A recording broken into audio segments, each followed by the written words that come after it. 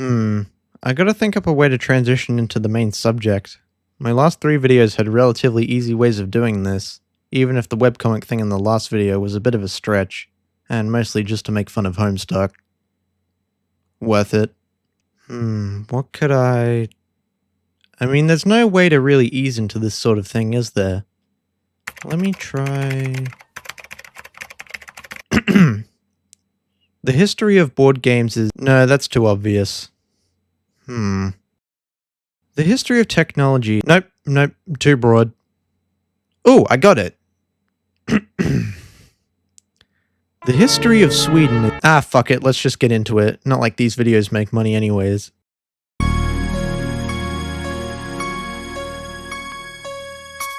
Okay, so anti-video essay intro aside, this game needs some introduction. Joey's Castle is a game released onto the Steam Workshop on the 22nd of February 2025. The workshop allows users to create mods for compatible games and lets users download them from the Steam launcher.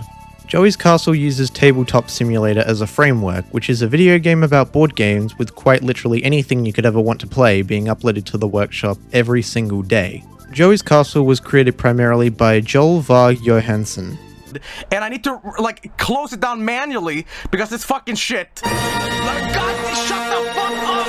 Shut the fuck up! A professionally bold Twitch streamer originating from Umeå, Sweden, and a part of the Vinesauce collective headed by Red Vox lead guitarist and Staten Island apologist Vinesauce. I want you to be aware of Staten Island. Welcome, everybody, to Empire Outlets in Staten Island. And there is Manhattan. Interested? Please, we need tourism. Describing what Vinesauce is kind of tricky, but also not, if that makes sense. They aren't really an organized group like any other professional streaming organization. They more or less just play games by themselves or with each other when they want to, and use Vinesauce branding as a way to affiliate themselves with each other like a church bumper sticker. Joel himself is the perfect example of an ungovernable individual. Most photos of him make him look like a serial killer, and he's almost entirely unfiltered. He also hates board games. So why did he spend at least a year creating this game? Spite, that's all. And it's the best board game I've ever played.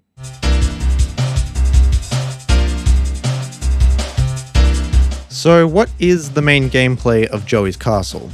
First, everyone selects their color and puts their game pieces on the start area. You roll your dice to determine turn order, and whoever has the highest number goes first. However, turn order isn't organized by the numbers rolled, but instead goes clockwise around the table, starting with the person who rolled the highest number. So if red rolls the highest, then after their turn, orange goes next. When it's your turn, roll your dice and move your playing piece in whatever direction you choose along the board. If you move into a dead end and still have movement left, you bounce off of the space and continue moving opposite to it. Or you can just bounce off 2 ends, that works too. That's actually an amazing early game strategy, as you can go into the castle and land on this space to immediately get to a mystery card. Sorry, getting ahead of myself. Certain spots also allow you to stay there without needing to roll on your turn. Once your turn is over, you must press the button on the world event counter. After 10 turns, whoever pushes the button last pulls a world event card, which we'll get into later. I love how the counter is just a regular counter with the other numbers hidden by a card. It's great. Everyone starts with 3 health. If you drop below 1, you kind of maybe die. You have to do a death roll to decide your fate. 1 to 3 you go to hell, 5 to 6 you go to heaven, and a 4 means that you tank the hit and survive with 1 health. We'll cover heaven and hell in the next section, but for now, just know that if you die, all your weapons are discarded and money is dropped onto that spot, and if a player lands on it, they get the money. You can represent the money using these monkey dollars. Ooh. Any debt you accrued from gambling or card effects is cleared when dying. There are 2 main weapons you can pick up, both of which are single-use consumables. The AK-47 does 5 damage and has an attack range of 5 spaces, and the knife somehow does more damage than a literal rifle, dealing 20 damage with an attack range of 1 space and can instant kill if used on the same square as another player. The main objective is to get the golden friend, which is this guy right here, and take him back to the start. Do that and you win. Unless of course the win condition changes, but that would never happen. If you move past him, you pick him up, but you have to roll exactly onto the start in order to win. That's the very basics of Joey's Castle, but it's not that simple. Just look at how much, pardon my language, bullshit there is on this board. I'm going to simplify this as much as I can because there's too many spaces and they all have a lot of overlapping effects.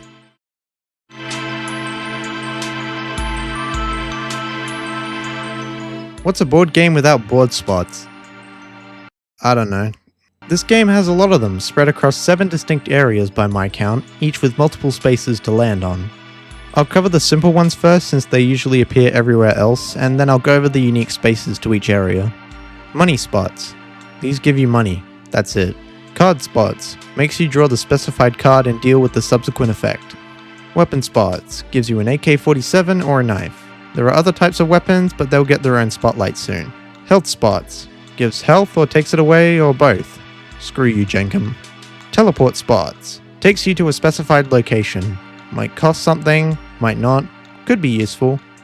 One thing to note, as this is sort of debated, but it's vital to remember, if you have an effect that allows you to use extra movement in addition to your dice roll, then if you land on a teleport with your dice roll, you are allowed to use the extra movement after you've teleported to the new location. The exception is the cave, which you don't have to land exactly on to teleport, provided you have a knife to pay the toll. Take this ruling with the heaviest grain of salt as it's not officially stated anywhere.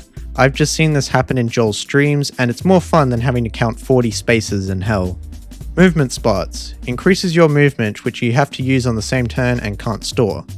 You also have to land exactly on a spot, so no extra movement after teleporting, unless you have other unrelated movement increases.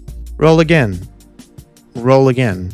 If you have extra movement, you get to use it again, meaning you can travel extremely far really quickly. Challenge spots. Requires you to complete a specific challenge. Most of these don't even have a negative effect, you're just required to do them. Duel spots. Forces you to battle another player in a card battle using Pokemon, Yu-Gi-Oh! Or Topps cards. No, seriously, I'm not kidding. I'll cover the battle mechanics in a later section. Those are all the simple board spots, but now we're getting into the really wacky shit. Let's start with the main area, and the biggest, which I'm going to call...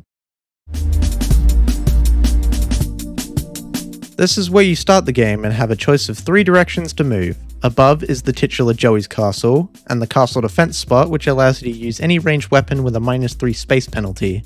The wording on the rules for the castle is a bit confusing. I'm not sure if I'm allowed to shoot at the spaces directly next to the castle defense, or if I have to follow the line through the castle, so I just never use it. The blood bank lets you donate 1 HP for $100. Most forms of damage do more than 3 HP anyways, so you can just donate 2 HP at the start to get $200. Also, if you donate 3 HP and roll a 4 on your death roll, you can get an infinite amount of money as long as you keep rolling 4s, since you drop to 1 HP every single time. On the other hand, you could just get infinite health and get infinite money that way. Body armor gives you immunity to everything for 3 turns. Even an Aztec death curse like Vinny did in one of Joel's streams. If 3 turns is too short, you can also go to the bunker and gain immunity from cards, swaps, and damage. Other players can join you, but if you say no, they can swap you by rolling a 5 or 6. Weapons are also allowed, so one of you could kill the other if you so please, but not anyone on the outside. You can steal another player's money. How this works with infinite money I'm not sure, but you can assume that you either get their infinite money, or you both have infinite money now. You can pick up a vial of poison which takes away 1 HP per turn, but can poison another player if you pass them. You can send the wall or a gorilla to go kill anyone not immune, but you have to die in order to use that spot again. The weapon store lets you get infinite AK-47s and knives until you die for $1,000, and right outside you can pay $500 to have +6 range on your AK per life. Straight to hell spots send you to hell with no death roll. On the opposite end, holy spots don't send you to heaven, but can protect you from certain hell effects like deal with the devil, or be used as a teleport spot out of heaven. Missile Strike costs $2,000 and lets you kill anyone on the map and take their money, without having to land on it. It also damages anyone 5 spaces from the target, but usually people are far apart if they aren't directly going for the golden friends, so this doesn't come up that much. Evil Church is a possible escape location from hell and lets you roll a dice to force another player to take a death card. We'll get to those later. There's also just the regular church, gives plus 10 HP per life and a spawn point out of heaven. The casino is one of 2 spots with its own dedicated deck of cards. You can draw one for $100 and whatever effect happens, happens. You also don't need to move on your turn if you don't want to and can stay there as long as you want or until you run out of money or go negative. One very important thing to note about the ruling that players can go into negative cash, that's exclusively a function of the casino, since the casino card effects need to take away that amount of money from you, regardless of if you have it. This doesn't mean you can buy whatever you want everywhere else and just go negative the whole game. You need to get money to pull cards. I'll explain what cards do once I get to that section. You made a bad move in the casino? Then you might be sent to jail. When sent to jail, you drop the golden friend and discard all weapons, but you keep your money. On your turn, you still roll a dice, 1 to 2, stay. 3, you pick someone else to escape provided there's another person. 4 to 5, you escape, and 6, everyone escapes. Once you escape, you can move to either the mystery card or world event card spots. In the center is the acid pit with a $700 entry fee. You move counterclockwise, dodging acid pools with the golden friend at the top. Exiting is free. Oh, there's also the everybody dies space. I'm a little sick of staring at green, so let's go somewhere more blue. The docks are very simple. When you enter the docks, you move around clockwise until you want to leave or die. Notable features are the Leviathan that does 100 damage, the Vortex Warp to and from the ocean, the Infinite Money until you die spot, and the Shipwreck spot, which makes you wait an entire extra turn until you can play again, which out of all the bullshit in this game really angers me the most. You can gain/lose HP here, get an AK, it's basically a nautical roulette wheel. I'm getting sick of the ocean, can we go to a flaming castle instead? This place is what I like to call Castle Grayskull, cause, you know. The pizza, He-Man! Eat it! Ah! What? Oh, shit! What the fuck? There's the 2 spots where you just fall and die, but they are there for a good reason, because they guard the necromancy spot. For $1,000 you can revive a dead player to that location with 10 HP, and you can choose to resurrect them normally, or as a zombie under your control. Before they roll their movement, they roll a dice to see if they break free. If it's a 6, they break free, otherwise they roll their movement and you control where they move to and what they do on that spot. You can also choose to let them go if you want. Could be a good bargaining chip if they're stupid. There's also the tarot card spot for $300, and we'll get to them later, oh yes we will.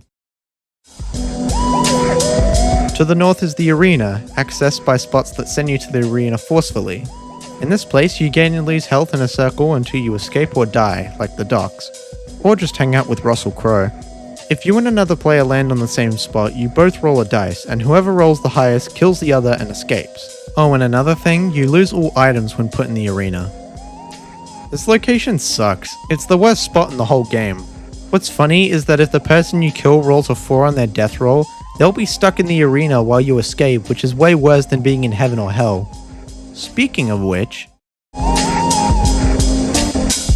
heaven and hell are placed at the top and the bottom of the board respectively. Both are 4 spaces long with 1 space reserved for starting and 3 spaces for different effects. The spots in heaven are uninteresting, just resurrecting you to different spots. But hell is amazing, giving you access to the hell cards and 3 great spots. There's the roll 6 to spawn to Evil Church mentioned previously. This one is the worst since if you roll under a 6 you stay in that spot and don't go back to hell start like the others, meaning you don't get to draw another hell card. Deal with the devil makes you roll a dice. Under 3 go back to hell start, 3 to 4 stay on the same square, 6 swap places with a living player, and 5 moves you 5 spaces forward onto the last spot. Roll a 6 to escape hell, otherwise go back to hell start. Heaven and hell both loop, so if you're at the start and roll a 5, you'll loop back to the start. In heaven this sucks since you get nothing, but in hell this is an ideal outcome, since hell cards are so powerful. I really hope heaven cards are added in the future, cause right now heaven is very boring.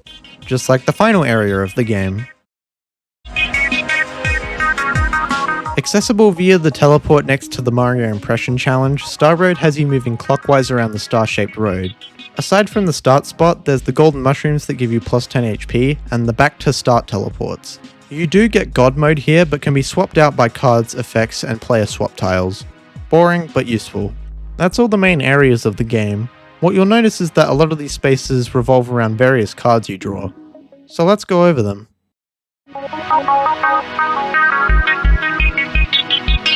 This section and the next are going to be very general, since Joey's Castle has a lot of cards with so many different effects that it'd take literal hours to explain how every card works. Oh come on Fizzpig, there's not that many, there's probably like 100 or so. No, there's 2,939! So for your sake, as well as my own, I'm going to give a summary of the general purpose of the card type and highlight a few of them. Mystery cards are a mystery. They could be literally anything and you can't anticipate what's going to happen. I mean, all the cards are like that, but these ones especially. I don't think anyone would be shocked to find out what death cards do. This card type also has multiple expansions. Fentanyl expansion, Steel Carnage, CBT Wizard, Zonk expansion, Monkey Mondays, and the Jabroni expansion. Some of the cards include: the Golden Toothpick destroys any card in the game. Very useful to get rid of overpowered cards, but also good for getting rid of useless cards that actually do nothing. All the Balatro cards. Each of them have effects that match almost one-to-one with their effects in Balatro. I can't escape this fucking game, I swear to god. Warp is cool. Extra movement and big health is cool, but I'm all in for that infinite cash so I can spam Joey and tarot cards. The Nikita rocket launcher because I might just be a slight Metal Gear fan, I don't know. Illegal Casino turns jail into a free casino for 7 turns. A great opportunity to make insane money, or lose it all. Basically forcing you to die to get out of debt. Arrgh! No banana. Minus 1 HP. Looks like the shock of having no potassium finally killed you, and look at that, you rolled a 2. Looks like you're going to hell. Hell cards are so damn strong. They have one expansion, the Pandemonium expansion, and that's all they really need. Effects revolve around screwing with alive players and getting back to the land of the living. You could escape to game start with 1 HP, or risk waiting 3 turns to escape to start with 300 HP. Wage war between heaven and hell, rolling a dice to determine which one is removed for the rest of the game. Take a once living player's position in the mortal realm when they get sent to hell. The ultimate end. Spawns a player at the start as the Antichrist. Immortal, kill on touch, 40 movement, 30 space range attack that does 500 damage. Good luck indeed. Oh my god. But if that's not enough for you, you could also get Satanic Usurpation. Usurpation? Usurpation. I don't fucking know. You become Satan himself and can do anything. Control player actions, rules, whatever. Oh look, time for a world event. World event cards, despite their name, don't all affect the world. Most of the time they just affect you or a spot on the board, but they can target everyone. Despite having less overall cards, it still has its fair share of expansions. There's the Time Nuke expansion, World Salad expansion, World Warp expansion, and the Duende Mageddon expansion. There are some great cards to pull, such as all players who have had sex in Minecraft move 20 spaces. Flick the Bean makes players flick their game pieces, and whoever's piece travels the least distance dies. Drink from a Deep Fryer, minus 50 HP. Shitty Pissy, gain 10 HP if you're American. Duck Mageddon, turns the player with the least cash into a duck for the rest of the game, with plus 25 movement and $3,000, but with the downside of 1 HP which cannot be increased. Subscribed. If you have a YouTube channel, you must subscribe to a random person. This gets you the golden friend. Maybe if you want to win your next game, you can subscribe to my channel. I apologize for my shameless shilling, and as we all know, telling people to subscribe is a crime and you should be killed for it. Lucky, there's a card for that. Death cards are, as the name suggests, all about being killed in various ways or not at all. This deck contains the Animal Attack Pack, Grave Gobbler expansion, Accident Pack, and the Medieval Pack. There's so many cruel or hilariously morbid ways you can die. Dr. Skillanitro, Wolf, Beans, Xbox, Freezing, or even the Blood Eagle. You can also get a bunch of really powerful effects like pick a player to die, death giving you 4 AK-47s. Are you having fun? No? Die! The joke is this one never activates. Nuclear Milk. Can't heal until death, but plus 10 movement is worth it. Holy Friend. Ask the 8-ball if God grants the player immortality. Though once you're immortal, you don't really have anything to lose. How will you spend your existence? Well buddy, do I have the place just for you. As explained previously, you spend $100 to gamble in the casino and can stay as long as you have money and don't go negative. There are 2 expansions, Cash Money and Sponduli. So what fabulous things can you hope to gain at the casino? Well, obviously you can win and lose money, but you can also trigger a variety of different effects. Teleporting the Golden Friend to heaven, stopping all players from using money for 3 turns, Joey offer letting you buy a Joey card for $100, a $2,900 discount, place the Golden Friend wherever you want or steal him from another player, And the best prize of all, drumroll please. Nothing! Remember kids, gambling is never worth it. Unless you win, in which case it's always worth it. Now wait a second, Mr. Fizzpig, what's a Joey card? I'm glad you asked, because that's the next section, you impatient bitch. The power of Sweden is in your hands now, my child. While there are only 70 of them, they are extremely powerful, with only one expansion, the aptly titled Game Breaker expansion. The goal of these cards is to alter the game rules and shake up the gameplay in minor and major ways. For instance, you and another player can team up to kill another player to win the game for you both. For 8 turns, all the live players pull a mystery card during their turn. Reset the entire game, starting everyone at the acid pit entrance. But no mystery card. Giving every single player a golden friend. Blood Bank giving you 100 HP instead of money. And you can make up a new rule in the game, or any wish you want with no limitations. Now while these cards are incredibly powerful, there are cards even more powerful than this. But I'm going to save them for last. Let's take a quick detour and look at the more unique cards. Now most of these are easily explainable, even if the sheer fact that they're here makes my head spin. You get a full deck of Uno, playing cards, Pokemon, Yu-Gi-Oh! And Topps cards. The Uno and playing cards are used in different card effects, but the other ones? Dotted across the board are card battle spots with a specific card type. These card battles can also be triggered by different card effects. You and a player of your choosing pull one card from the top of the deck and roll the dice to see who goes first. You attack with the cards and your health is the card's health. When your card dies, you die as well. You also have the option to play using the card's respective official rules, such as using Yu-Gi-Oh! Card effects if you can make them work. The 8-ball is simple. When a card effect calls for you to ask the 8-ball, you pull a card from the 8-ball deck and whatever response it gives you is your answer for the card effect. Mostly no, yes, or completely avoiding the question meaning nothing happens. Tarot cards are so funky. They are the coin flippiest of all the different card types. They're either shit or they're not, and can change rules, grant powerful effects, and game-breaking abilities. They come in 4 variants: Ancient, Minor, Major, and Ultra. Ancient tarot cards are confusing. They're written in webdings, which is just so fun to translate in the middle of a game. Effects include, you are now immortal, you win golden friend, oh yeah woo yeah. This one just says bark bark. I don't really know what to say, it's just weird. Minor Arcana is just meh. Effects range from nothing, to dying after drinking 1 million sprunks but gaining 8,000 HP upon returning to life, or even multiplying your money by a dice roll, which on average is always going to be an increase in your money. Major Arcana are much stronger. You can send a player to or from hell, steal a player's cash and weapons, force someone to play Hangman with you, death by Cybertruck, or even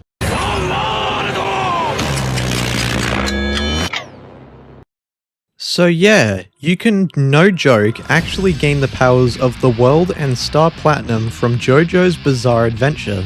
You can use them to deal 600 and 500 damage respectively with a 10 space range. You can also pick up cash, weapon cards, and the Golden Friend if it's in their range. If you roll a 4 to 6 with either of them, you stop time, get 2 extra turns, and don't advance the event counter, provided you yell their names beforehand. It does not stack if you roll another 4 to 6 during time stop. What the actual fuck? Before we move on to the final card, I should explain these little things right here. Hey, it's me, editing guy. I forgot to record a section on the other tarot cards. They're just more powerful tarot cards, so just... yeah. That's it. When a card effect calls for them, you place them down on the board. The portal allows you to transport from one spot to another. Mine's hurt, pizza heals. Nikita Rocket is controlled by a player and can blow up another player. Hell Ghost comes from a Hell card that allows a player to control a ghost from Hell and kills anything it moves past. And the Kaiju spawns a monster based on the card drawn that will hunt players down until it is killed. With all that out of the way, it's time for the feature presentation. Bunko cards are essentially just, hey, can we get this over with already? Cards. They will try their hardest to finish the game either by introducing a new win condition or affecting players directly. Challenge all players in the game to any game in your Steam library. Whoever wins the game wins Joey's Castle. You could make nobody win and just end the game. Print out all of the components for Joey's Castle and play the game in real life to decide the winner. I have no clue what happens if you pull this card again IRL. Joel, I beg you, please make Joey's Castle a physical board game. I will no joke pay 700 Swedish krona plus shipping to have this game in the palm of my hand. Players swap each other's spots, inheriting all HP, inventory, game pieces, and any effects that have been applied to them. 1 becomes 2, 2 becomes 3, etc. Hold on, let me make sure I'm reading this correctly.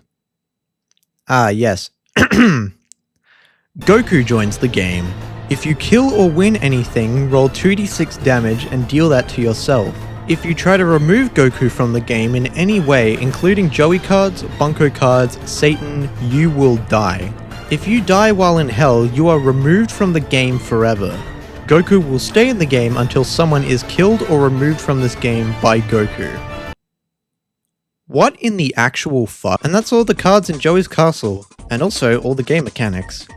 Now, the big gorillion dollar question you're probably asking is, how does this actually play? Is it cohesive? Is it fun? Can you actually do anything? I can answer the second question. No!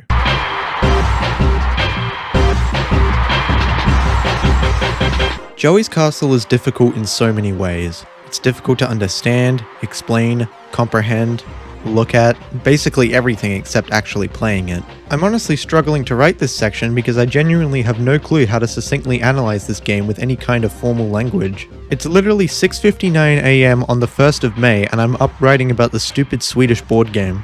Thank God it's not April, because I'd certainly feel like a fool for attempting to accomplish the task of describing this game. Like, let me just describe to you some of the ways I've won and lost games in Joey's Castle. One game, I beat someone in a game of Boggle for the Golden Friend and drank skooma to get back to the start. I turned into the Green Goblin for another game and had to spend 30 to 40 minutes doing a Willem Dafoe impression. Another game, my friend got the Golden Friend and I pulled a tarot card that gave me a Golden Friend but sent them back to the start. I played a game with 2 friends where it ended with one of them turning into an immortal alien, the other turning into the Antichrist, and I was left in hell where I turned into Satan himself and used my power to declare myself the winner.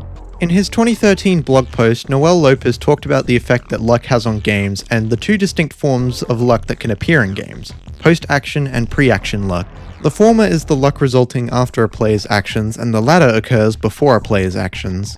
While these types of luck appear in every game in some form or another, Joey's Castle feels particularly potent in how it displays this. Every choice to land on a card draw space is a committed decision that could cost you the game or win it. Trying to strategize in Joey's Castle is almost antithetical to its structure. I feel like a complete moron for even trying to plan out a route because, and pardon my language, why the fuck would you do that? Every time I play this game, I enter some sort of stunned state where I just have to take a moment and really think about what in the world I'm looking at. Why am I playing this? How does this thing exist? Yet, no matter how many questions I ask, I can't help but shake the feeling that I'm having so much damn fun. And that's when I came to a revelation.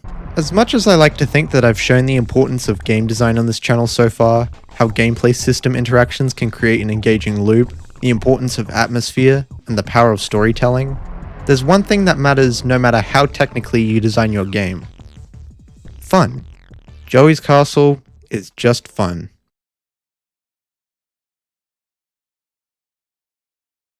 It also gives you brain damage.